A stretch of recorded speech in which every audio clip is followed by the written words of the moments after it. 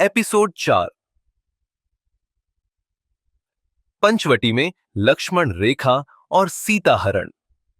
श्री राम, माता सीता और लक्ष्मण पंचवटी में निवास कर रहे थे। यह स्थान अत्यंत सुंदर और शांत था। मंद मंद बहती गोदावरी नदी के किनारे सघन वन था, जहां विविध प्रकार के वृक्ष और फूल खिले थे। हंसों की कलरव ध्वनि और मंद पवन का स्पर्श मन को शांति प्रदान करता था। श्री राम और लक्ष्मण ने वहां एक कुटिया बनाई और वेद मंत्रों के उच्चारण और तपस्या में अपना समय व्यतीत करने लगे। माता सीता भी उनके साथ सुखपूर्वक वन जीवन का आनंद ले रही थीं। परंतु इस आनंदमय जीवन को कष्ट में बदलने के लिए राक्षस राज रावण की दुष्ट दृष्टि उन पर पड़ चुकी थी। एक दिन लंका नरेश रावण की बहन शूरपणखा पंचवटी आई। वह श्री राम को देखकर मोहित हो गई और उनसे विवाह का प्रस्ताव रखा।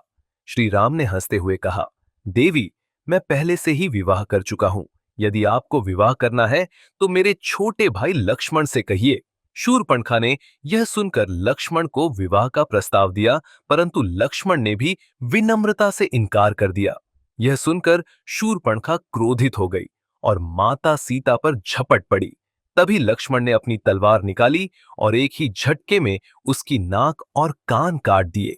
शूरपणखा चीखते हुए भाग गई और अपने भाइयों खरदूषण के पास जाकर अपने अपमान की कथा सुनाई। शूरपणखा के अपमान का बदला लेने के लिए खर और दूषण अपनी सेना लेकर पंचवटी आए। उन्होंने श्री राम को चुनौती दी। श्री राम ने अकेले ही उन सभी राक्षसों का संहार कर दिया। उनके बाणों की वर्षा से पूरा रण क्षेत्र रक्त रंजित हो गया। खर और दूषण भी श्री राम के हाथों मारे गए। यह देखकर शूरपणखा भयभीत हो गई और अपने भाई रावण के पास लंका भाग गई। शूरपणखा ने रावण को पंचवटी में हुई घटना सुनाई और सीता माता के अप्रतिम सौंदर्य का वर्णन किया। रावण ने अपनी बहन का बदला लेने और माता सीता का हरण करने की योजना बनाई। उसने अपने मायावी राक्षस मारीच को बुलाया और उसे एक स्वर्ण मृग का रूप धारण करने को कहा। मारीच ने पहले मना किया, परंतु रावण के आदेश को टाल न सका। एक दिन पंचवटी में माता सीता के कुटिया के पास एक अद्भुत स्वर्ण मृग दिखाई दिया। उसकी कांति स्वर्ण के समान चमक रही थी।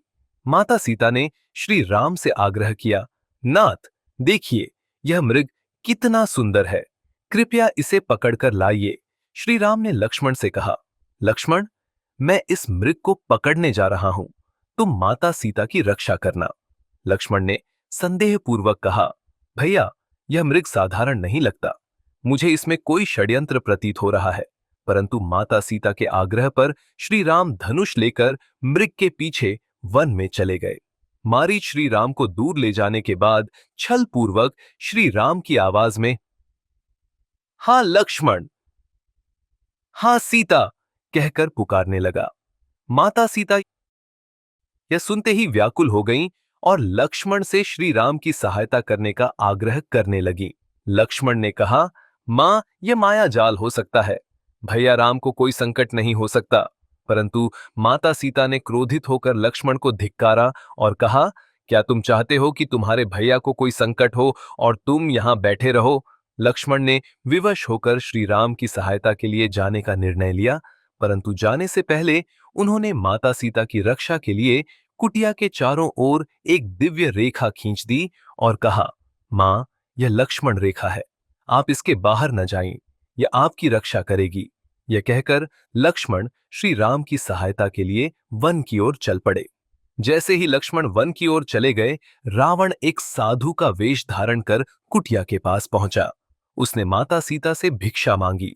माता सीता ने भीतर से ही भिक्षा देने का प्रयास किया, परंतु रावण ने चालाकी से कहा, देवी, क्या यह राक्षसों की प्रथा है कि अतिथि को इस प्रकार अपमानित किया जाए?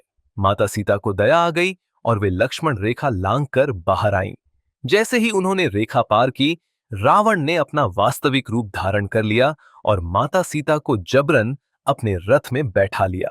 रावण जब माता सीता को लेकर जा रहा था, तब जटायु नामक वृद्ध गिद्ध ने उन्हें बचाने का प्रयास किया। उसने रावण से युद्ध किया, परंतु रावण ने अपने तलवार से उसके पंख काट दिए। माता सीता विलाप करती रहीं, परंतु रावण उन्हें लेकर लंका की ओर चला गया। इस प्रकार माता सीता का हरण हुआ और श्री राम के जीवन में एक नया संघर्ष प्रारंभ हुआ। अब श्री राम और लक्ष्मण को माता सीता की खोज करनी थी। आगे क्या होगा, यह जानने के लिए देखते रहिए अगला एपिसोड।